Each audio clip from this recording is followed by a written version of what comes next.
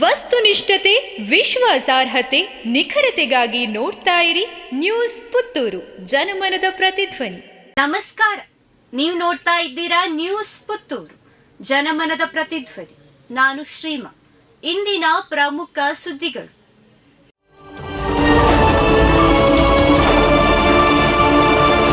ಕಾಪು ವೃತ್ತದ ಪ್ರಾಥಮಿಕ ಶಾಲಾ ಕ್ರೀಡಾಕೂಟ. ಕ್ಷೇತ್ರ ಶಿಕ್ಷಣಾಧಿಕಾರಿಗಳ ಕಚೇರಿ ಉಡುಪಿ ಮತ್ತು ಆನೆಗುಂದಿ ಶ್ರೀ ಸರಸ್ವತಿ ಪೀಠ ಸೂರ್ಯ ಚೈತನ್ಯ ಹೈಸ್ಕೂಲ್ ಕುತ್ಯಾರು ಆಶ್ರಯದಲ್ಲಿ ಕಾಪು ವೃತ್ತದ ಕ್ರೀಡಾಕೂಟವು ಸಂಸ್ಥೆಯ ಕ್ರೀಡಾಂಗಣದಲ್ಲಿ ಜರುಗಿತು. ಶಾಲಾ ಆಡಳಿತ ಮಂಡಳಿಯ ಅಧ್ಯಕ್ಷ ಬಿ ಸೂರ್ಯಕುಮಾರ್ ಹಳೆಯಂಗಡಿ ಕ್ರೀಡಾಕೂಟವನ್ನು ಉದ್ಘಾಟಿಸಿದರು. ಕಮಲಾ ಹ್ಯಾರಿಸ್ ಕಚೇರಿ ಮೇಲೆ ಗುಂಡಿನ ದಾಳಿ. ಅಮೆರಿಕ ಅಧ್ಯಕ್ಷೀಯ ಚುನಾವಣೆ ಅಭ್ಯರ್ಥಿ ಭಾರತೀಯ ಮೂಲದ ಕಮಲಾ ಹ್ಯಾರಿಸ್ ಅವರ ಕಚೇರಿ ಮೇಲೆ ಗುಂಡಿನ ದಾಳಿ ನಡೆದಿದೆ. ಅಮೆರಿಕದ ಅರಿಜೋನಲ್ಲಿರುವ ಕಮಲಾ ಹ್ಯಾರಿಸ್ ಕಚೇರಿ ಮೇಲೆ ದುಷ್ಕರ್ಮಿಗಳು ನಿನ್ನೆ ಮಧ್ಯರಾತ್ರಿ ವೇಳೆ ಗುಂಡಿನ ದಾಳಿ ನಡೆಸಿದ್ದಾರೆ. ಅಮೆರಿಕದ ಅಧ್ಯಕ್ಷೀಯ ಚುನಾವಣೆಗೆ ಡೆಮಾಕ್ರೆಟಿಕ್ ಪಕ್ಷದ ಅಭ್ಯರ್ಥಿಯಾಗಿರುವ ಕಮಲಾ ಹ್ಯಾರಿಸ್ ಬಿರುಸಿನ ಪ್ರಚಾರ ನಡೆಸುತ್ತಿರುವಾಗಲೇ ಈ ಘಟನೆ ನಡೆದಿದೆ. ಕಾಸ್ಮೆಟಿಕ್ ಸರ್ಜರಿ ಮಾಡಿಸಿಕೊಂಡ ಯುವಕ ಸಾವು.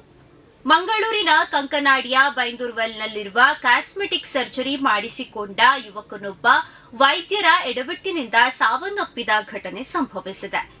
ಮೃತ ಯುವಕನನ್ನ ಉಳ್ಳಾಲದ ಅಕ್ಕರೆಕೆರೆ ನಿವಾಸಿ ಮೊಹಮ್ಮದ್ ಮಾಜಿನ್ ಎಂದು ಗುರುತಿಸಲಾಗಿದೆ. ಪಂಡಿತ್ ದೀನ್ ದಯಾಳ್ ಉಪಾಧ್ಯಾಯರ 108ನೇ ಜನ್ಮದಿನೋತ್ಸವ ಆಚರಣೆ.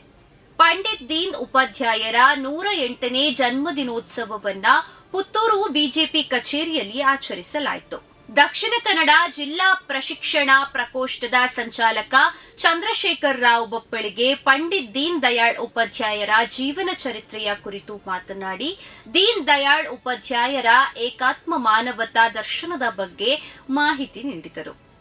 ಪ್ರತಿದಿನದ ಸುದ್ದಿಗಳಿಗಾಗಿ ನೋಡ್ತಾ ಇರಿ ನ್ಯೂಸ್ ಪುತ್ತೂರು, ಜನಮನದ ಪ್ರತಿಧ್ವನಿ. ಧನ್ಯವಾದಗಳು.